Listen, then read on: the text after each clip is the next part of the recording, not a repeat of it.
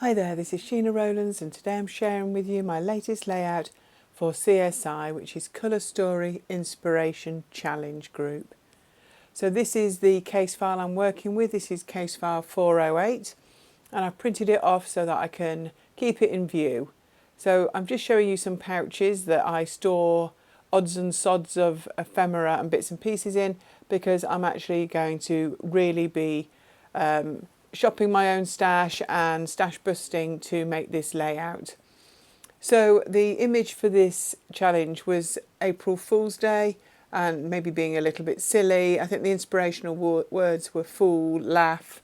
And I remember this photograph of my husband taken in 2018. And I haven't scrapped it before, so I thought it would be perfect. So I've decided that I'm going to use most of the colours in the inspiration. I don't use the yellow in the end, but I think I used the rest. So I've got the photograph and I'm going to use two different papers there to create the background. It's not quite 1/3, 2/3, but not far off. The paler paper is a Studio Calico one from the dim and distant past, and the other one I have no clue, I'm afraid, so I do apologise. But I picked them for the colours, and I picked them to go with the colours in the photograph. So I'm, in fact, looking at the back of that makes me think it's a Vicky Boutin.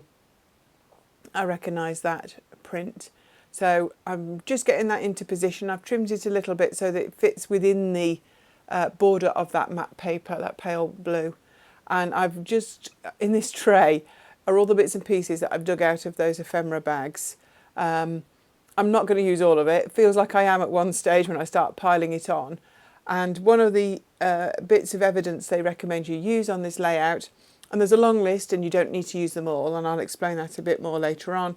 It said circular embellishments, and that is where the whole inspiration for the design of this layout came from. And once I started digging through these bags of bits, I came across more circles, and then I ended up punching a couple of circles, and the rest is history, as they say. So even though it says embellishments, there will be plenty of circle embellishments by the time I finish, so I'm not too concerned. So I'm just having a play at the moment, trying to balance the colours, because obviously I'm using lots of shades of blue, but I do want some pops of red as well. So let me start by saying that CSI is a challenge group. They're on Facebook, IG, and there's a blog as well. And they're absolutely perfect if you like to stash bust or you just need that little incentive to get your mojo started. Twice a month there's a new case file released, and there's loads of inspiration from the design team. So I would really recommend checking us out either on IG, Facebook, and the blog itself. It's really lots of fun, and there's a huge array of different styles from the team. So as I say, this is case file 408. So there's an image and there's a colour bar there to be inspired by. There's also evidence and a testimony. So the testimony is about journaling, and this one I document something funny or silly. I think I've covered that. The evidence is a long list of things. You can see I've got it there on the right with a pencil, because I need to refer to it because there's so many things.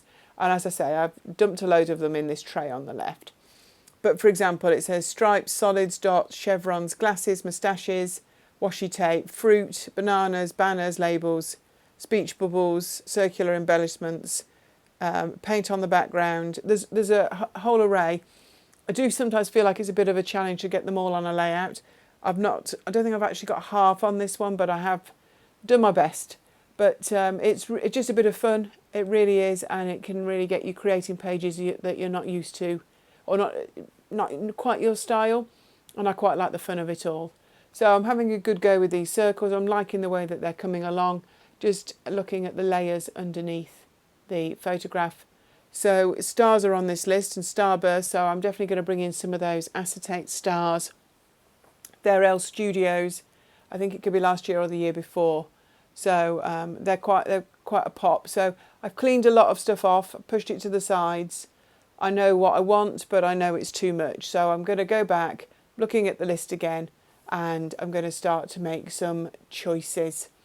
So I'm going to just back this word. makes me think this is Amy Tan. This is very old, this, love this. And it was always that shape with the flat sides of the circle. So, yes. So I'm going to bring in a punch. I'm going to add a couple of pops of red so that just to even out the colours a little bit. So I'll tell you a bit about the photograph. We were visiting some friends in France. In fact, a girl I went to school with now lives there permanently. And we were there while the World Cup was on. So we were actually there when France was in the final. So my husband went with our male friend to a local pub to watch it live with obviously a pub full of French supporters, and my husband really got in the spirit of it, as you can tell by the moustache and the hat that he was wearing. I mean, they knew he was British.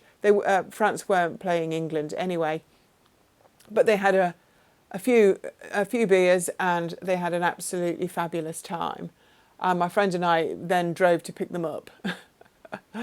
So it was definitely worth remembering. I will journal at the very end on one of the circles to document this story. But even when I look at this photo, it just makes me smile. And I'm so glad that I'm actually getting it on a layout finally. So it took a bit of finding, but I knew that once I'd got it and printed it, I would be scrapping it. So I've got a speech bubble there. That's a Shenanigans 3D printed embellishment. I'll link to those at the bottom when this video goes up. It's a 3D company that I run myself in the UK, so if you're interested, have a look at some 3D embellishments. When I say 3D, they're made on a 3D printer. They're not overly thick, so if you are averse to having massive layouts in your albums, don't worry, they're not that chunky. So I'm just going back through the evidence, having a look what I've got. I've definitely got stripes, glasses, moustaches, stars, banner, speech bubble and cursive font and circular embellishments. And then at the very end, I think I even add a little bit of paint on the background. So I'm doing okay there. So I'm now just making sure I'm adding things on top. I'm adding a little bit of foam pad on the back of these embellishments. This wooden moustache, I can't tell you how long it has been in my stash. Goodness me. And it's good to get it out of the boxes and onto the layout. So I'm just working my way through, trying to figure out where to put things. I quite like the like controlled colour scheme. It's definitely helped me focus what I've used. And I'm just trying to make sure that the pops of red are spaced out around it. I'm just going to check which bits need sticking down and which bits are down. So I've just got some wet glue there. It's from Nuvo. It's their deluxe adhesive. It's my go-to wet glue, just to stick that wood veneer word. So I love this crazy. I'm talking about him. I thought that was absolutely perfect. I'm not sure how I would have used the word otherwise. I'm also quite pleased the way that all these different bits and pieces from different ranges have gone together really well. Some really old papers there. Underneath the word crazy, there's a blue and white pattern paper, which I know for a fact is October Afternoon. Do you remember them? Are you as old as I am in scrapbooking years?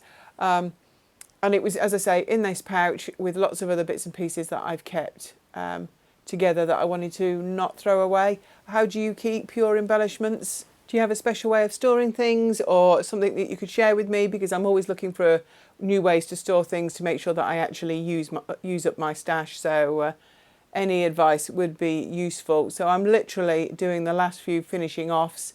Quite like the way it looks. I'm going to start to tidy up as well, because once I move things out of sight, then I can actually focus on the layout in hand.